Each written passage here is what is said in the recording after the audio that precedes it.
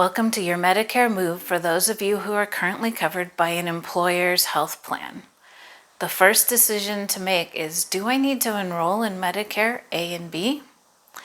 Or do I want to stay on my employer plan? Here's some of the things that you need to take into consideration. On this employer plan, are you actively working? Do you get up? Do you go to work? This means you're not retired. You're not out on COBRA where you're paying the premiums, but you are actively going to work. That's consideration number one. Consideration number two, how many people work for this employer? If this is a small employer with fewer than 20 employees, you absolutely need to enroll in Medicare Part A and B. You could choose to keep the employer plan as a supplement, or move to Medicare Supplements Drug Plan or a Medicare Advantage plan in lieu of the employer's plan.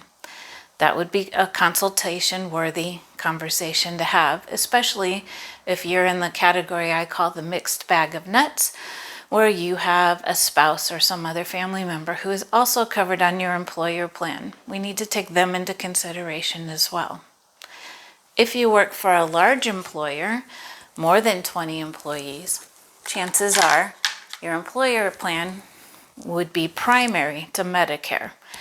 So you could enroll in Medicare A and B, but it's just a supplement to that employer plan. Medicare A doesn't have a cost to it.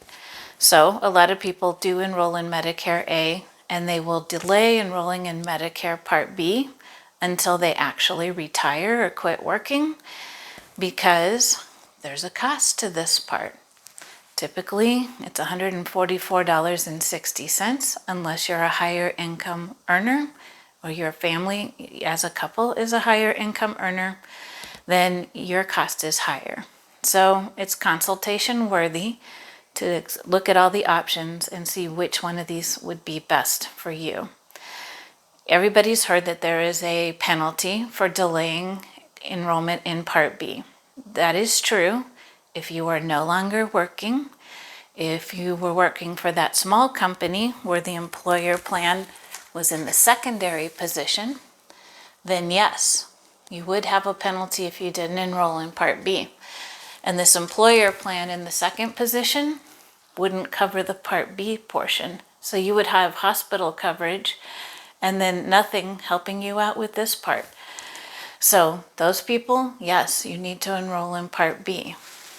However, the people with the larger employers, where your employer plan is in the primary position, you can delay safely and enroll in Medicare later when you actually retire, quit working, and not get a penalty. You'll have a different way of signing up for Medicare where you show what this coverage was and how long you had it, and that waives the penalty for you.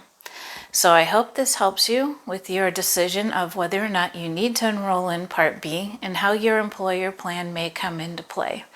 Again, if you're in that mixed bag of nuts category, or you have any questions or confusion on this, it's definitely consultation worthy, and you know how to book an appointment and get the free in-person help that you want, need, and deserve.